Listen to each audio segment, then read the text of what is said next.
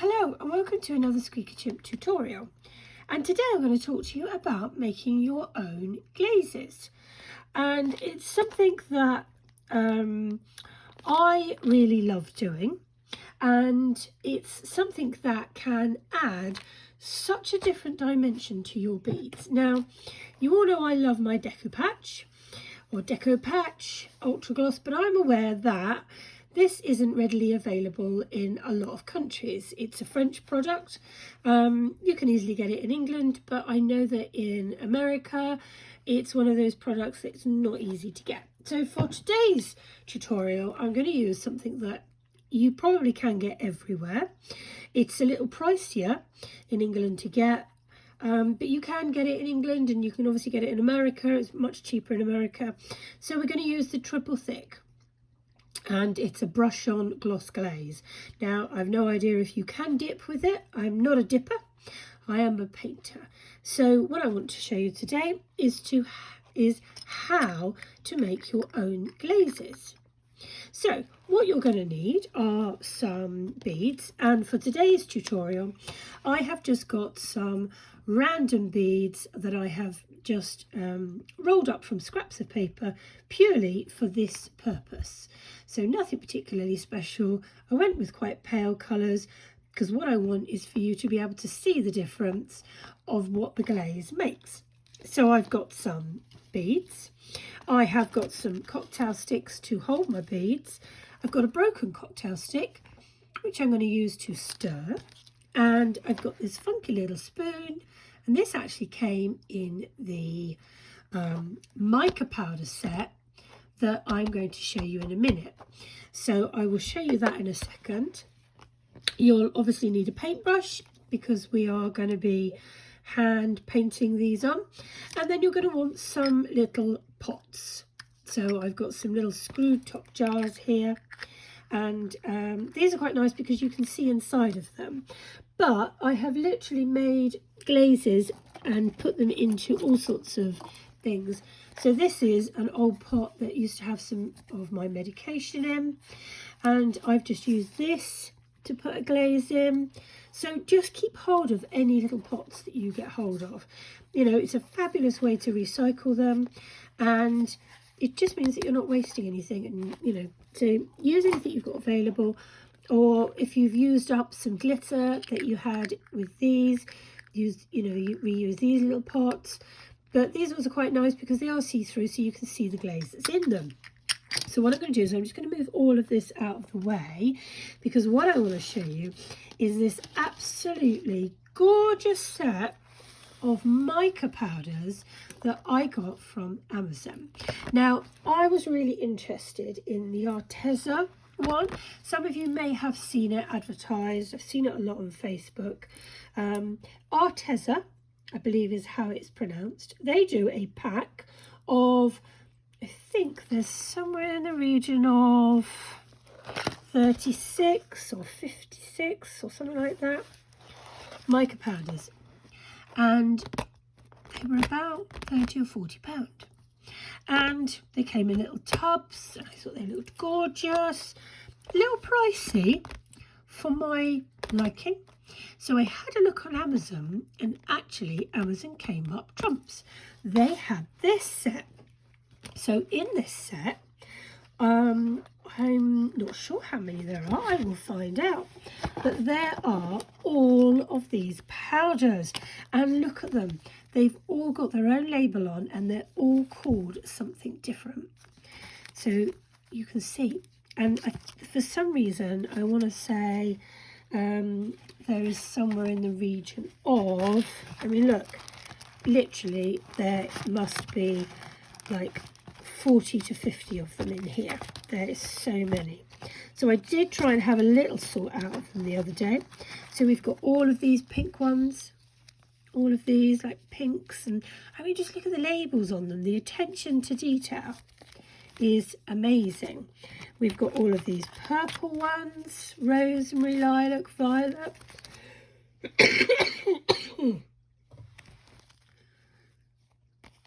Lavender, datura. We've got green ones, and then we've also got these ones. Excuse Excuse me. Oh, that's white. But then we've got these ones, which are Magic Blue, Magic Gold, Magic Green, Magic Violet. I seem to think there's another one in here somewhere. But I will show you what these are. Let's have a little go with the Magic Violet one. And you can probably already see what they do. So if I just get a little bit of powder.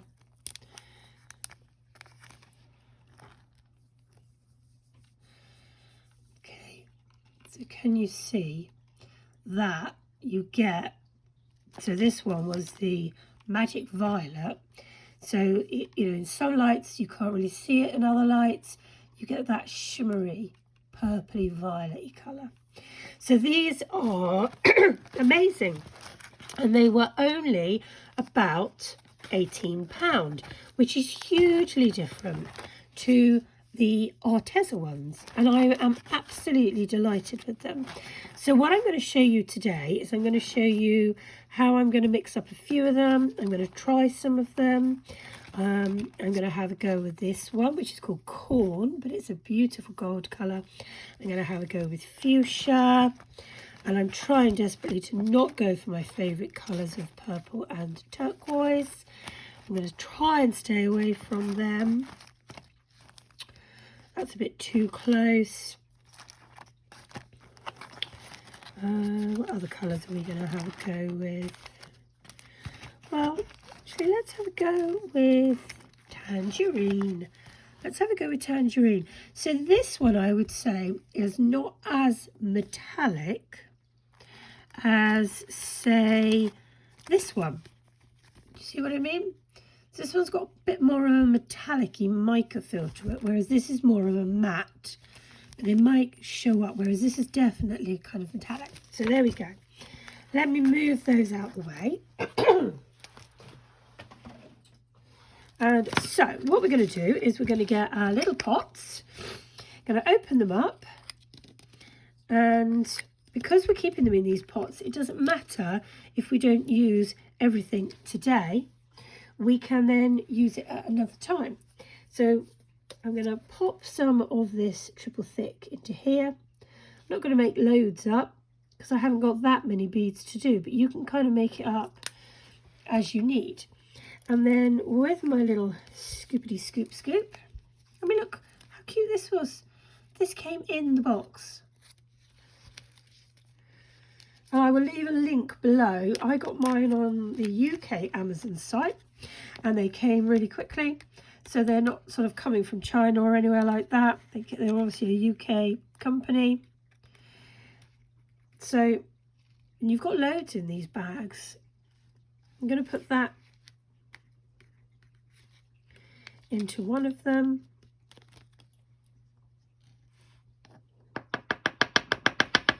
Like so. Get a bit of tissue and wipe it off because I don't want to contaminate them. Excuse me. Not sure that fine mica powder and asthma are a winning combination. So if you are, susceptible to powder in the air, then you might want to think about wearing a mask. So I'm going to pop some of that powder in there. Seal my little bag up. So I've got Fuchsia, I've got Corn, and I'm going to do one more. Let's get my spoon clean. I'm going to do Tangerine. This is the one that didn't immediately look that. Oh, it does. That's sort of out the bag. It does. A bit more metallic. There we go. So that's my colours. And I am just going to use this broken piece of cocktail stick just to mix everything together. Mainly because I am I'm just not one for throwing things away if you can still reuse it. And one of the reasons why and I've talked about it before, but one of the reasons why I started using, I mean, look at that, look how pretty, pretty. one of the reasons I started using the plastic cocktail sticks over the bamboo ones was just because the bamboo ones broke so quickly. And whilst yes, bamboo is easily replaceable, I was just getting through so many of them, and so the plastic ones are lasting so much longer. Oh, that's a pretty colour. I mean, these mica powders can be used in resin, they can be used in soaps, they can be used on candles. This is makeup grade mica powders, and they mix really well with this glaze because it's a water-based glaze. And I have had some powders that don't mix that well with glazes, and I will show you an example of it. I've got these, and these are the Brusho from Colourant, and these do not mix well. They kind of make it go all clumpy and lumpy, and it just goes horrible. It goes almost like a slime. It's disgusting. So let's bring in our paper beads and let's have a little look and see what this is actually going to look like. So I'm gonna get my cocktail stick, and I think I'm going to do this one. And I will probably paint half of it so that you can see the before and after. So where have I put my, here it is. And I think I'm going to have a go with this really pretty one. I mean, it's like a beautiful lip gloss. So I like to paint downwards so that I am filling in all of those ridges where you've rolled the bead, where the paper, and these were literally just scrap beads. So just filling them in, fill in that top, give it a little wiggle, and there we go. So we have turned this bead. I'm going to leave the other side blank just so that you can see what we started with, but you can see that we have completely changed the colour of this bead just by adding some pigment, some mica powders to some glaze. So let's have a go with the next one. I'm just going to clean my paintbrush out, and I'm intrigued to see what this orange one is like.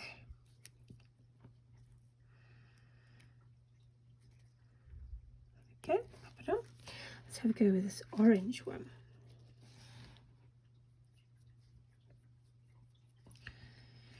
Really nice. And this is just such a fun way to mix some colours, add different elements to it.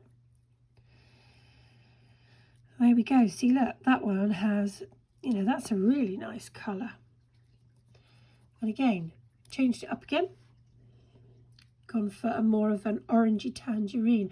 Not sure if the camera's picking up quite how orangey it is. Let's try and bring this in.